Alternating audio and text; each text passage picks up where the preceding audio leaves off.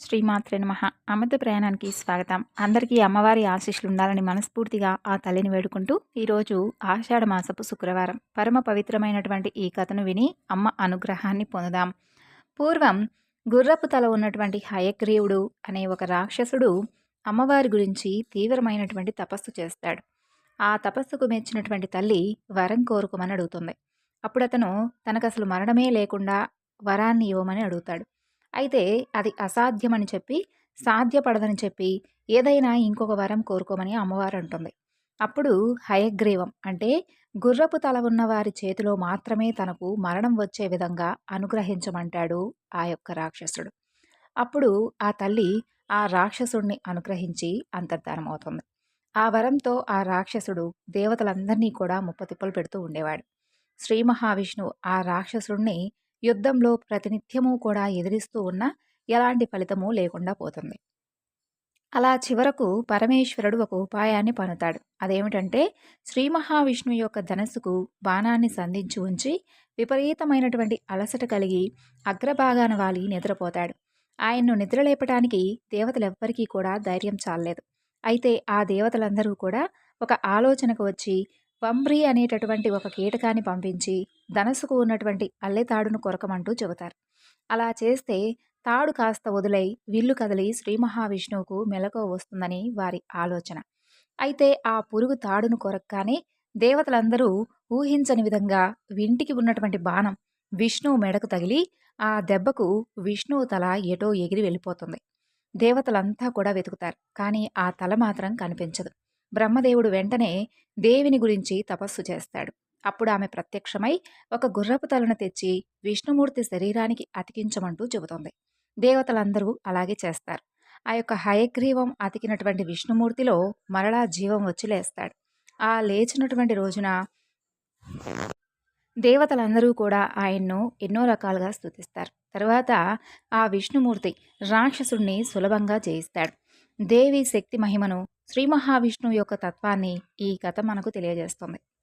స్వామివారి తల తెగిపడడానికి కూడా ఒక కారణ సహితం ఉంది. అదేమిటంటే ఇప్పుడు శ్రీ మహావిష్ణువు యొక్క శిరస్సు ఈ విధంగా తెగిపడడం సకారణం. ఒకనాడు శ్రీ మహావిష్ణువు లక్ష్మీదేవిని అవహేళన చేస్తాడు. అందుకు ఆమె ఆగ్రహిస్తుంది. ఆమెలో తామస గుణం విజృంభిస్తుంది. అప్పుడు లక్ష్మీదేవి శ్రీ మహావిష్ణువును నన్ను చూసి నవ్వినటువంటి నీ శిరస్సు తెగిపోవుగాక అంటూ శపిస్తుంది. ఆమె యొక్క సంకల్పం వల్ల ఇప్పుడు శ్రీహరి యొక్క శిరస్సు తెగి సముద్రంలో పడుతుంది. వైదవ్య రూపంలో తనకు రాబోయేటటువంటి ముప్పును కూడా గమనించనంతటి తీవ్రమైనటువంటి తామసీ శక్తి చేత ఆవేశింపబడి ఉన్నటువంటి లక్ష్మీదేవి ఆమె ఇచ్చినటువంటి దారుణమైనటువంటి శాపానికి ఇది ఫలితం. అంతేకాదు దేవతలారా, ఇప్పుడిలా శ్రీ మహావిష్ణువు యొక్క శిరస్సు తెగిపట్టానికి మరొక కారణం కూడా ఉందంటూ సూత మహర్షుల వారు ఈ విధంగా చెబుతున్నారు. అమ్మవారు మొదటగా హయగ్రీవుడు అనేటటువంటి రాక్షసుడికి ఒక వరం ఇచ్చింది కదా. అదేమిటంటే హయగ్రీవం అంటే గుర్రపు తల ఉన్నవాడి చేతిలో తప్ప మరెవరి చేతిలోనూ నీకు మరణం సంభవించదంటూ వరాన్ని ఇచ్చింది. కాబట్టి ఆ యొక్క హయగ్రీవుడిని సంహరించడానికి హయగ్రీవుడు అనేటటువంటి అవతారమూర్తి అవసరమయ్యాడు. అందుకే శ్రీ మహావిష్ణువు యొక్క శిరస్సును అదృశ్యం చేస్తారు.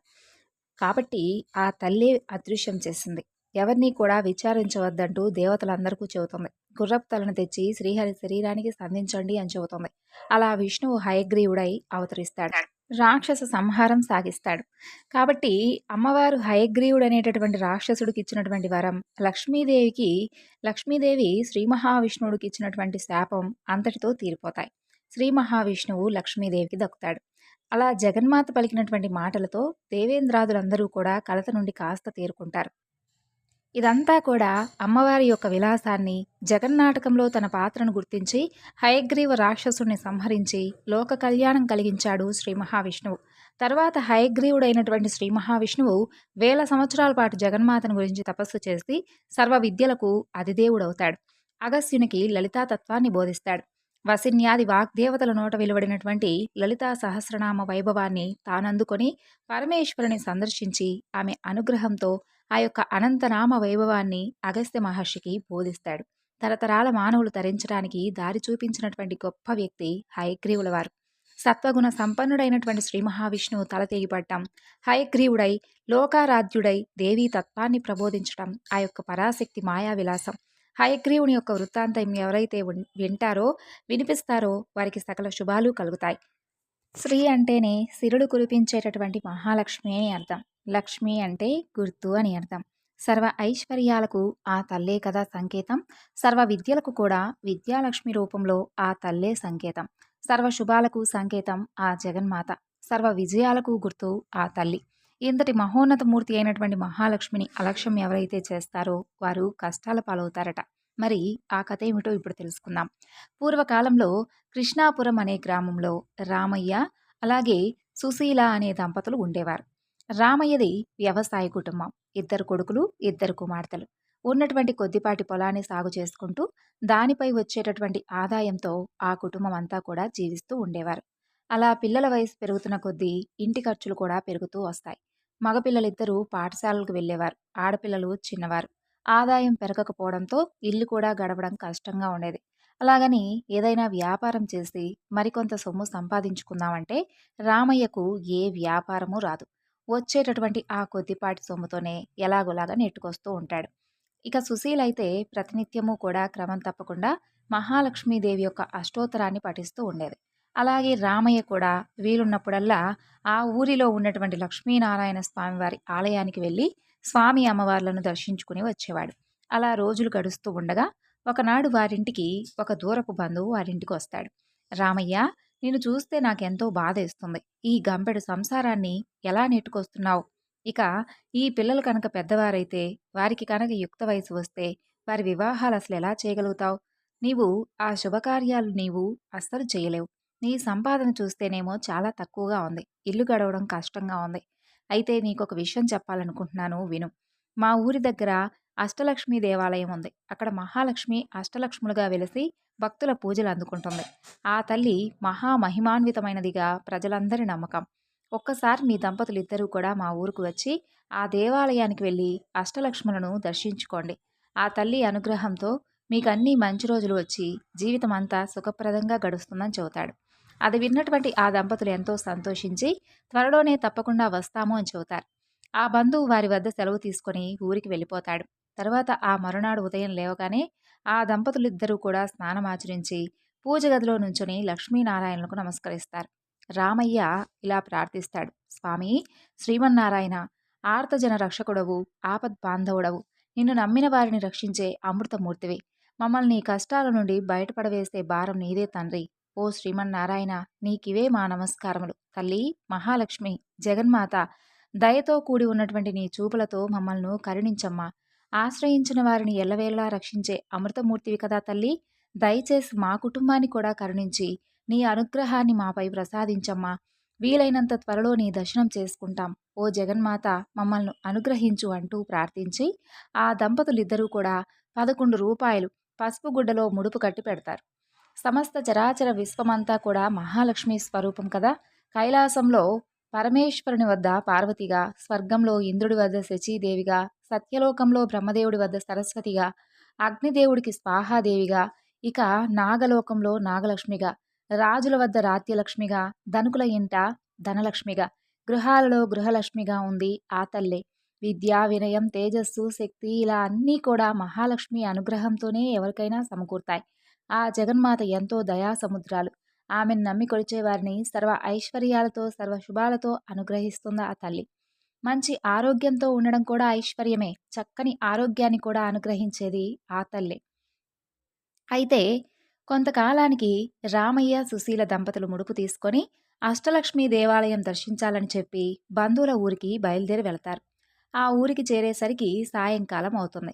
రాత్రి బంధువుల ఇంట నిద్రించి ఉదయాన్నే నిత్యకృత్యాలు తీర్చుకొని అష్టలక్ష్మి దేవాలయానికి చేరుకుంటారు.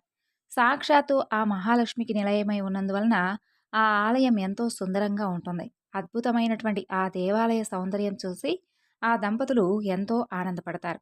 అఖిలలోక సౌందర్యవతి, సుమనోహరి, శ్రీమన్నారాయణుడి యొక్క ప్రియసఖి అయినటువంటి మహాలక్ష్మి అష్టలక్ష్ముల రూపంలో కొలువునటువంటి ఆ దేవాలయం ఎంతో దివ్యమైనటువంటి శోభను సంతరించుకోవడంలో ఆశ్చర్యమే ఉంది చెప్పండి. లక్ష్మీనారాయణులను ప్రార్థిస్తూ ఆ దంపతులు ఆలయంలోకి ప్రవేశిస్తారు. ఆ రోజు ఆ జగన్మాత యొక్క జన్మ నక్షత్రం కూడా కావడం వలన ఆ ఆలయం అంతా కూడా దివ్యంగా అలంకరింపబడి ఉంటుంది. ఆ ఆలయ స్తంభాలకు అద్భుతమైనటువంటి పుష్పాలు చక్కగా అలంకరించి ఉంటాయి. ఇక సాక్షాత్తు ఆ మహాలక్ష్మి స్వరూపం పుష్పాలతో చాలా చక్కగా అలంకరించి ఉంటారు. శ్రీమన్నారాయణుడు పుష్పాలంకార ప్రియుడు. ఎవరైతే తనను దివ్యమైనటువంటి పుష్పాలతో అలంకరిస్తారో వారి ఎడల ఆ స్వామి వెంటనే ప్రసన్నుడవుతాడు అంటారు. ఆ ఆలయ అద్భుత శిల్పకళా సౌందర్యానికి రామయ్య, సుశీల దంపతులిద్దరూ కూడా ఎంతో మురిసిపోతారు. తనివి తీరా ఆ ఆలయాన్ని ఆస్వాదిస్తారు. అలాగే ఆలయ మండపంలో ఒక మహాపండితుడు మహాలక్ష్మీదేవి యొక్క వైభవాన్ని దివ్యంగా వర్ణిస్తూ ఉంటాడు. భక్తజనులారా, ముల్లోకాలను రక్షించే మహాలక్ష్మీదేవి సాక్షాత్తు శ్రీ మహాలక్ష్మీదేవిగా, నారాయణుడి వద్ద బ్రహ్మదేవుడి వద్ద సరస్వతిగా, పరమేశ్వరుడి వద్ద పార్వతిగా బాసిల్లుతోంది. తల్లిని కొలిచిన వారికి సర్వ సంపదలు కలుగుతాయి, సర్వ ఐశ్వర్యాలు లభిస్తాయి, దేనికి కొదవ ఉండదు, సంపూర్ణమైనటువంటి ఆరోగ్యం కలుగుతుంది. ప్రతినిత్యం తల్లిని స్మరించినా కీర్తించిన సర్వ శుభాలు కలుగుతాయి. ఆ రోజంతా వారికి జయప్రదంగా గడుస్తుందని చెబుతూ ఉంటాడు. అప్పుడే రామయ్య దంపతులు ఆ పండితుడు చెప్పినటువంటి విశేషాలన్నీ కూడా విని అక్కడి నుండి బయలుదేరి ముందుగా ఆదిలక్ష్మి ఆలయం వద్దకు వస్తాడు. అద్భుతమైనటువంటి తేజస్సుతో ప్రకాశిస్తున్నటువంటి ఆ తల్లికి నమస్కరించి తరువాత ధాన్యలక్ష్మి వద్దకు వస్తాడు. ధాన్యలక్ష్మిని కూడా ఎన్నో విధాలుగా స్తుతించి తరువాత ధైర్యలక్ష్మి, గజలక్ష్మి, సంతానలక్ష్మి, విజయలక్ష్మి, విద్యాలక్ష్మి, ధనలక్ష్ములను దర్శిస్తాడు. ఎంతో దివ్యమైనటువంటి తేజస్సుతో, అద్భుతమైనటువంటి పట్టు వస్త్రాలతో, రకరకాల దివ్య ఆభరణాలతో ఆ అష్టలక్ష్ములందరూ కూడా అద్భుతంగా దర్శనమిస్తారు. ఇక రామయ్య దంపతులు ఆ అష్టలక్ష్ములను ఎన్నో విధాలుగా స్తుతించి తమను కరుణించవలసిందిగా ప్రార్థిస్తారు. ఆలయం నుండి వెలుపలకు వచ్చే ముందు రామయ్య ఒకసారి కళ్ళు మూసుకొని మహాలక్ష్మీదేవిని ప్రార్థిస్తూ మనసులో ఇలా అనుకుంటాడు. జగన్మాత మహాలక్ష్మి, నీవు కనుక నన్ను కరుణించి అంతులేనటువంటి ఐశ్వర్యాన్ని కనుక నాకు ప్రసాదిస్తే తల్లి, నీకు మా ఊరిలో తప్పకుండా అష్టలక్ష్మి స్వరూపాలతో అద్భుతమైనటువంటి ఆలయాన్ని నిర్మిస్తానమ్మా అని అనుకుంటాడు. ఆ తరువాత ఆ దంపతులిద్దరూ కూడా చక్కగా అక్కడి నుండి తిరిగి వారి ఊరికి చేరుకుంటారు. మహాలక్ష్మీదేవి యొక్క అనుగ్రహం వల్ల రామయ్య కుటుంబం మంచి అభివృద్ధిని సాధిస్తుంది. కుమారులిద్దరికీ కూడా మంచి చదువులు కలిగి ఉన్నతమైనటువంటి ఉద్యోగాలు లభిస్తాయి. కుమార్తెలకు మంచి వరులతో వివాహాలు జరుగుతాయి. ఇక స్నేహితులు కొంతమంది సహాయం చేయగా రామయ్య 2-3 వ్యాపారాలను ప్రారంభిస్తాడు. ఇక మహాలక్ష్మి తల్లి యొక్క అనుగ్రహం వల్ల వ్యాపారాలన్నీ కూడా అభివృద్ధి చెందుతాయి. ఎన్నో లాభాలు వస్తాయి. చుట్టుపక్కల గ్రామాలలోనే రామయ్య అంతటి ధనవంతుడు లేడని ప్రజలందరూ కూడా చెప్పుకుంటూ ఉండేవారు. అంత సంపద రావడంతో తాను ఆ రోజున అష్టలక్ష్మి దేవాలయం కట్టిస్తానని చెప్పి మనసులో అనుకుంటాడు కదా. జగన్మాతకి ఇచ్చినటువంటి మాటను మర్చిపోతాడు. ధన సంపాదనలో పడి భగవంతుని స్మరించడం కూడా మర్చిపోతాడు. అలా తమకిచ్చినటువంటి మాటను తప్పినందుకు అష్టలక్ష్ములకు ఆగ్రహం కలుగుతుంది. అంతే, ఎంతో వెలిగిపోతున్నటువంటి ఆ కుటుంబంలో సమస్యలు రావడం మొదలవుతాయి. ఆదిలక్ష్మి అనుగ్రహం కోల్పోవడంతో రామయ్యకు వ్యాపారం మీద పట్టు సడలుతుంది. ఇక తన యొక్క సరుకు కూడా అమ్ముడుపోవడం కష్టంగా మారుతుంది. తాను ఎంత నాణ్యమైనటువంటి సరుకు విక్రయించినా కొనేవారు కూడా లేక వ్యాపారంలో నష్టం రావడం మొదలవుతుంది. అలా వ్యాపారాలు ఉండగా ధాన్యలక్ష్మి యొక్క అనుగ్రహం కోల్పోవడంతో పంట కూడా సరిగ్గా రాలేదు. అకాల వర్షాలు వచ్చి అంతా కూడా నీటిలో కొట్టుకుపోతుంది. అటు వ్యాపారం సరిగా లేక ఇటు పంట కూడా చేతికి రాక రామయ్య నానా కష్టాలు పడుతూ ఉంటాడు. అయితే అదలా ఉండగా ధైర్యలక్ష్మీదేవి యొక్క అనుగ్రహం కూడా కోల్పోవడం వలన ఇన్ని రోజుల నుండి ఉన్నటువంటి ధైర్యం కూడా అతనిలో సన్నగిలుతుంది. అలా వ్యాపారం దెబ్బతిన్నప్పటికీ, పంట కోల్పోయినప్పటికీ మరలా వచ్చే సంవత్సరం పుంజుకోవచ్చులే అనుకుంటాడు. కానీ ఎప్పుడైతే ధైర్యలక్ష్మి కూడా ఆగ్రహించిందో రామయ్య ధైర్యం మొత్తం కోల్పోతాడు. ఏ పని చేయలేకపోతాడు. ఏదో తెలియనటువంటి నీరసం రామయ్యను ఆవహిస్తుంది. అలా కొన్ని రోజులకు గజలక్ష్మికి కూడా రామయ్యపై ఆగ్రహం కలుగుతుంది. అక్కడతో రామయ్య పూర్తిగా అప్పుల పాలవుతాడు. తాను ఉన్నటువంటి ఇంటిని కూడా తాకట్టు పెట్టవలసి వస్తుంది. ఆ విధంగా అష్టలక్ష్ములైనటువంటి ఆదిలక్ష్మి, ధనలక్ష్మి, ధైర్యలక్ష్మి, గజలక్ష్మి, సంతానలక్ష్మి, విజయలక్ష్మి, విద్యాలక్ష్మి, ధాన్యలక్ష్ముల యొక్క ఆగ్రహానికి గురైన వాడై రామయ్య అనేక కష్టాలు పడతాడు. చివరికి ఒకనాడు అతను ఉన్నటువంటి ఇల్లు కూడా అప్పులవారి పరమై ఒక అద్దె ఇంట్లో నివసించడం మొదలు పెడతాడు. అయితే ఎంతో వైభవంగా బతికినటువంటి ఆ ఊర్లో తాను ఎందుకు కొరగానటువంటి బికారివాడిలా బతకవలసి వచ్చిందని చింతిస్తాడు. అదంతా కూడా తను చేసుకున్నటువంటి పూర్వజన్మ కర్మఫలం అని అనుకుంటాడే తప్ప, తాను అష్టలక్ష్ములకిచ్చినటువంటి మాటను నిలబెట్టుకోనందువల్ల ఇదంతా జరిగిందని చెప్పి మరి మాత్రం తెలుసుకోలేకపోతాడు. ఆ విధంగా కాలం గడుస్తూ ఉండగా ఒకనాడు ఆ ఊరికి ఒక సాధువు వస్తాడు. అతను ఎంతో మహిమ గలవాడని, ఎవరి జాతకమైనా ఎంతో నిక్కచ్చిగా చెప్పగలడని ఆ ఊర్లో ఉన్న వారందరూ కూడా చెప్పుకుంటూ ఉంటారు. అయితే ఆ మాట విన్నటువంటి రామయ్య దంపతులు ఒకనాడు ఆ సాధువు వద్దకు వెళ్ళి తమకున్నటువంటి పరిస్థితి గురించి విన్నవిస్తారు.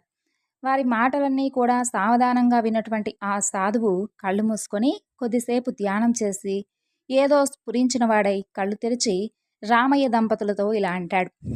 నాయనలారా, మహాలక్ష్మీదేవి యొక్క అనుగ్రహం కోల్పోవడం వల్ల మీకీ గతి పట్టింది. నువ్వొకసారి నీ బంధువు ఊరికి వెళ్ళావు కదా, అక్కడికి వెళ్ళినప్పుడు అక్కడ మహాలక్ష్మీదేవి యొక్క అష్టలక్ష్మి ఆలయానికి వెళ్ళి తల్లులందరినీ కూడా దర్శించావు. దర్శించి వారికి ఒక అద్భుతమైనటువంటి ఆలయాన్ని మీ ఊర్లో కూడా కట్టిస్తానని చెప్పి మొక్కుకున్నావు, గుర్తుందా? కానీ ఎంతో ధనాన్ని సంపాదించిన తర్వాత నీవు కాలక్రమేణా ఆ మాట గురించి మర్చిపోయావు. తల్లులందరూ కూడా నిన్ను అనుగ్రహించడం వల్లే నీవు వ్యాపారంలో ఎన్నో లాభాలను పొందావు. నీ పంటలన్నీ చక్కగా ఎక్కువగా దిగుబడి ఇచ్చాయి. కానీ నీవు ఈ విషయం తెలుసుకోలేక అష్టలక్ష్ముల యొక్క ఆగ్రహానికి గురయ్యావు. ఆడిన మాటను తప్పడం వల్ల నీకు ఇలాంటి పరిస్థితి పట్టింది అని చెబుతాడు.